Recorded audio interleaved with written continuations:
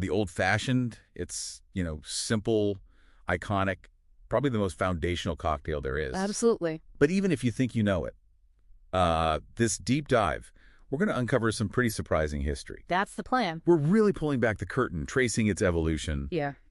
From just a basic idea to the classic we know now. We'll be looking at old newspaper definitions, bar guides, modern insights, too. Yeah, digging into the sources. By the end, you'll definitely see what's in your glass a little differently. Mm-hmm. So to really get the old-fashioned, we kind of have to rewind. Mm-hmm. Back before the name even existed. Exactly. We need to look at what cocktail itself meant first. It was surprisingly specific. Specific how? Well, the earliest definition we have in print is from May 13th, 1806.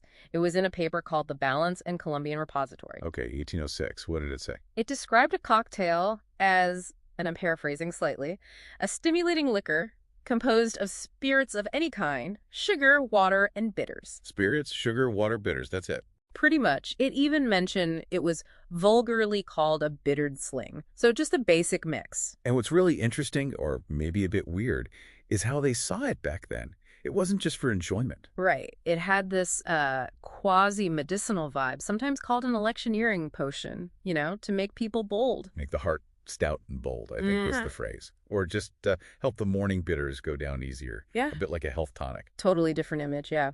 And importantly, these early ones, not always whiskey, often Holland gin, which is maltier, richer than modern dry gin or brandy, and usually served without ice. No ice. Wow. Nope. Often just a grating of nutmeg on top. Whiskey really only started to dominate later, around the 1860s. Okay, so if that was the original cocktail, how did we get the name old-fashioned? Let's fast forward. Cherry Thomas, 1862. Right, the bartender's guide.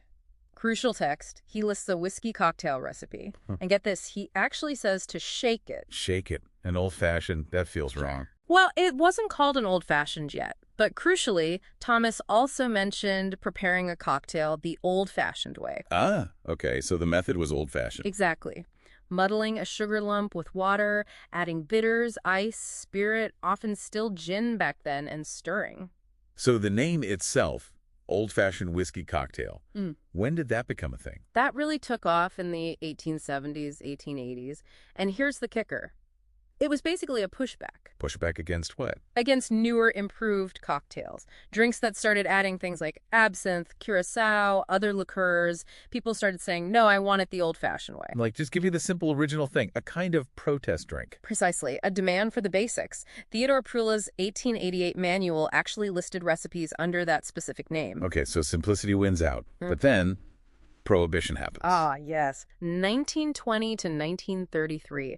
And this is where the story takes a really fascinating, fruity detour. 2D, you mean the orange slice and the cherry.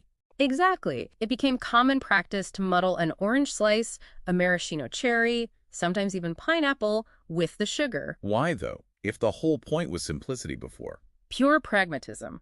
Bootleg whiskey during Prohibition was often rough. Terrible, even. Right. Nasty stuff. So the fruit and its sugar helped mask those harsh, unpalatable flavors. It was a cover-up job, basically. Necessity being the mother of invention, even behind the bar. You got it. And what's wild is that this fruit salad model, as some call it, stuck around long after Prohibition ended. Really? Oh, yeah. For decades. It became the standard way to make an old-fashioned in many places, especially, say, the Midwest. Think of the Wisconsin brandy old-fashioned that's a direct descendant. That's incredible. A tradition born from masking bad booze becomes the norm. It shows how powerful necessity and habit can be.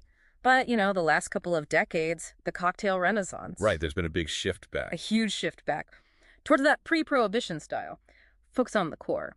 Spirit, sugar, bitters, ice, maybe just a citrus peel garnish. Which brings up a good point for bartenders today. How do you balance being historically accurate with, well, being practical? That's the constant conversation, isn't it? Like, sugar cubes are traditional, sure, but simple syrup dissolves instantly. It's consistent. It's faster in a busy bar. So it's about respecting the spirit of the original, not necessarily every single tiny detail. I think that's a great way to put it. It's about understanding why it worked. The old-fashioned, done right, is really a showcase for the whiskey. Yeah. The sugar and bitters are just there to, like, frame it perfectly, enhance it. It's such a fundamental template. You can build so much on it. All those new-fashioned variations you see? They all start from that core structure. So if Yeah. you want that authentic, maybe pre-prohibition style today, you're looking at a good bourbon or rye, maybe 100 proof. Okay. Angostura bitters are classic. Sugar cube or simple syrup, dealer's choice, really. A big chunk of ice so it doesn't melt too fast. And the garnish, just the peel. Yeah, an expressed orange peel usually. Right. Twisted over the drink to get those oils out. That's key. And the method. Stirred, definitely not shaken. Definitely stirred. Muddle the sugar and bitters if using a cube. Add the whiskey. Add the big ice cube. Stir for, say, 20-30 seconds. Garnish. Simple, elegant. It really is. This whole journey, it shows the old-fashioned is way more than just a recipe. It's about simplicity, how drinks adapt, how quality endures. For me, I think the most surprising thing was learning the name old-fashioned was basically a complaint, people demanding the original. Yeah, that's a great takeaway. I think for me, it's the irony of prohibition accidentally creating this fruity version that lasted so long. Resilience, Definitely resilient.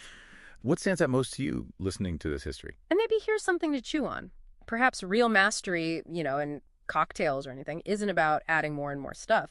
Maybe it's about getting those fundamental elements just right, executing them perfectly so they can be this strong foundation for all kinds of new ideas.